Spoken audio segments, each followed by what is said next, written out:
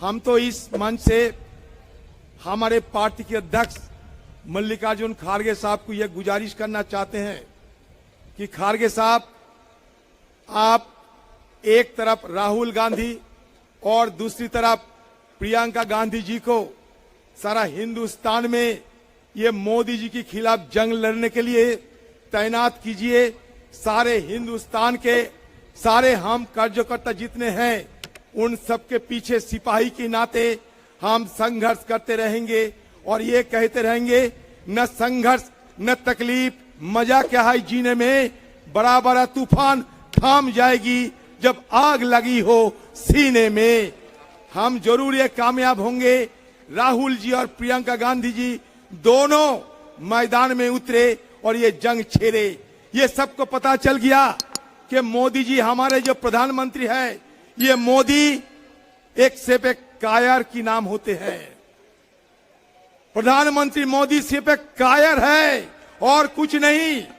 प्रियंका जी सच्ची बात बताएं, यहाँ अगर कायर ना होते तो राहुल गांधी जिस दिन सदन में राष्ट्रपति जी के अभिभाषण पर चर्चा करने के लिए हमारी तरफ से जिनकी नाम पेशकश किए थे, हमें वो राहुल गांधी जी के नाम हम पेश किए थे हमारे स्पीकर साहब के पास, मतलब सरकार के पास, और नियमों के मुताबिक सदन की शिष्टाचार के मुताबिक जब विपक्ष के तरफ से सदन में राष्ट्रपति जी के अभिभाषण पे बहस होने शुरू होता है तो हमारी तरफ से जो हमारे लीडर जो अगुवाई करते हैं उनको भाषण सुना जाए और वो सुनने के लिए प्रधानमंत्री सदन में उपस्थित रहे।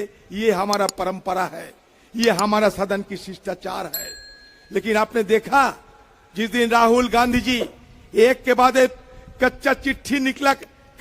कच्ची चिट्ठा निकलकर एक के बाद एक घोटाला को उजागर करने में सदन के अंदर उपस्थित हुई थी, उस दिन सदन के अंदर मोदी जी बिल्कुल नदारद थे। आपको शायद ये जानकारी मिला होंगे या आप सदन की अगर कार्रवाई देखें तो पता चलेंगे। इसका मतलब ये हुआ कि राहुल गांधी जी की जो भाषण, राहुल गांधी जी को जो शिकायतें एक के बाद एक दर्ज होते थे, मोदी जी की हिम्मत नहीं थी कि वो शिकायत को कम से कम सुन लिया करे। वो भागे हुए थे सदन से। और राहुल गांधी जी की भाषण पे जब सारे देश में और दुनिया में लोगों के अंदर मोदी जी और अदानी के साथ जो नापाक ताल्लुकात है, जो रिश्ते हैं, इस मुद्दे को लेकर जब सवाल उठना शुरू हो चुके हैं तो ये और एक काम किया। वो क्या जानते हैं? राहुल गांधी जी की जितने भाषण सदन में उन्हें रखे थे, ये सारे भाषण को हटा दिया दस्तावेजों से। बजाय क्या है कि अगले पीढ़ी कभी किसी हालत में, किसी अवसर में राहुल गांधी जी सदन में अंदर क्या कहे थे इस बारे में किसी को ना पता चले। तो कितना डरते हैं राहुल जी की भाषण पे, आप खुद पता कर लो।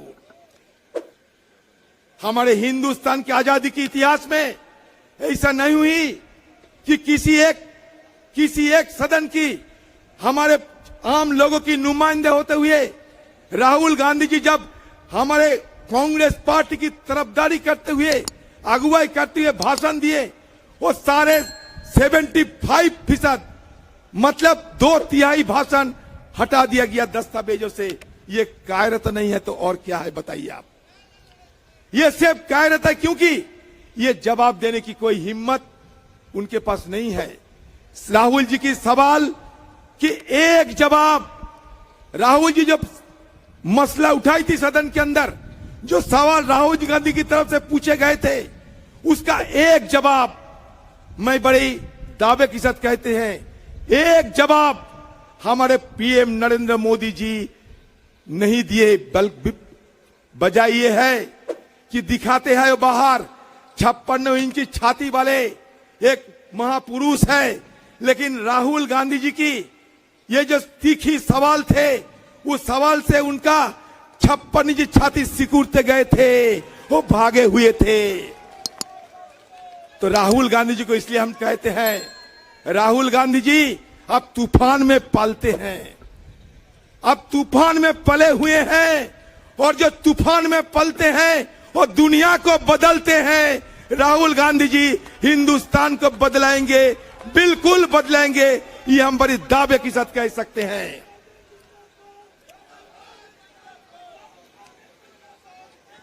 आपको सुनने में और भी हैरान होंगे आप, सदन में हम लोग बहुत सालों से हैं, आप लोगों की दया और दुआ से बहुत सारे हमारे एमपीज भी हैं, सारे वरिष्ठ एमपीज भी हैं। सदन के नियमों के मुताबिक अगर किसी ने किसी के खिलाफ कोई इल्जाम लगाते हैं, सच ये झूठ की बात है, लेकिन जिसके खिलाफ अगर इल्जाम लगाते हैं उनका ही अधिकार होते हैं इसका जवाब देना।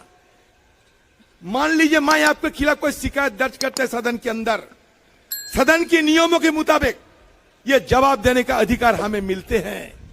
और हमारे सदन के अंदर एक रूल बुक्स होते हैं, और रूल्स बुक के अंदर 357 मतलब 357 नियमों के मुताबिक राहुल गांधी जी की ये जवाब देने की हक बनते थे, अधिकार बनते थे। रोजाना हम लोग सदन के अंदर ये गुहार लगाए करते थे कि हमारे नेता राहुल गांधी जी के खिलाफ हिंदुस्तान की 4 मंत्रियों ने एक के बाद एक झूठा इल्जाम, निहायत ही झूठ इल्जाम, भद्दे इल्जाम लगाए थे। तो इसके चलते उनका अधिकार बनते हैं कि इनको जवाब देना चाहिए, लेकिन वो मौका राहुल गांधी जी को नहीं दिया गया। मुझे तो कभी कभी लगता है ये रूल्स का मतलब क्या होते हैं, ये रूल्स ये फूल्स, ये पता नहीं, रूल्स फॉर द फूल्स, ये फूल्स फॉर द रूल्स, ये मुझे पता नहीं। आज क्या होते हैं, हमारे लोकतंत्र की धज्जियां उड़ाए जा रहे हैं। मैं बिल्कुल ये कहना चाहते हैं, सदन के अंदर हो, सदन की बाहर हो, हिंदुस्तान की लोकतंत्र की धज्जियां, ये सत्तारूढ़ पार्टी जो आज सत्ता पे आए हैं, इनकी बदौलत रोजाना होते रहते हैं। मोदी जी, आप राहुल जी के सवाल की जवाब से ज्यादा दिन भागने नहीं पाओगे। राहुल गांधी जी की सदस्य पद आप खारिज किए हैं। आप सोच रहे हैं कि बड़े बहादुरी कर दिए हैं, बड़े बहादुरी कर दिए हैं आप। आज कायरता की चल इलावा और कुछ नहीं है। सारे हिंदुस्तान में मैं बड़ी दावे के साथ कह सकता हूं, राहुल गांधी जी की समर्थन में एक नए तरीके से लहर पैदा हो चुके हैं। राहुल गांधी की समर्थन में सारे हिंदुस्तान में एक लहर पैदा हुए हैं। लोग राहुल गांधी जी को समर्थन करने लगे हैं। हमारे सारे विपक्ष एकजुट हो चुके हैं। इसका मतलब आज नहीं तो कल हिंदुस्तान की सत्ता से मोदी जी आपको चले जाना तय हो रहे हैं। आप निश्चित रहिए, ये अहंकार हिंदुस्तान के लोग बर्दाश्त नहीं करेंगे। क्या इल्जाम लगाए हैं आप? राहुल गांधी जी लंदन में जाकर देशोद्रोही की बात की है। हाँ, मैंने कल एक अवार्ड लेने गए थे प्रोग्राम में, मैंने हुआ एक बात रखे थे। क्या रखे थे जानते हैं? मैंने कहा criticism against the government should not be constitute as a conspiracy against a country. हम लोकतंत्र में रहते हैं, ये हमारा फर्ज बनते हैं लोगों की समस्याओं को, लोगों की दिक्कतों को, लोगों की गुस्से को सारे सदन पे लाए और वहां सरकार को ध्यान आकर्षण करने के लिए हमें ये सदन के अंदर जो अवसर मिलते हैं उसको सही सलामत इस्तेमाल करें, ये हमारा फर्ज बनते हैं।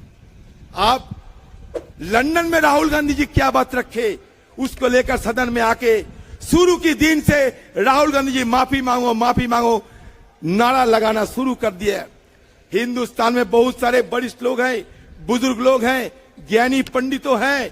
कभी आजादी के इतिहास में ऐसा कभी देखे हैं कि सत्तारूढ़ पार्टी खुद सदन में आकर मंत्रियों को अगुवाई में सदन ठप कराते हैं और दूसरी तरफ कहते हैं कि गणतंत्र के सबसे बड़ा महापंचायत होता है पार्लियामेंट, और वो पार्लियामेंट में आकर आप सदन को ठप कराते रोजाना, क्योंकि आपका एक ही टारगेट है, आपका एक ही मकसद है कि राहुल गांधी जी की छवि को धूमिल कराओ किसी हालत में, क्योंकि भारत जोड़ो यात्रा के उपरांत सारे हिंदुस्तान में राहुल गांधी जी की नया अवतार में लोगों ने उनको आविष्कार कर चुके हैं।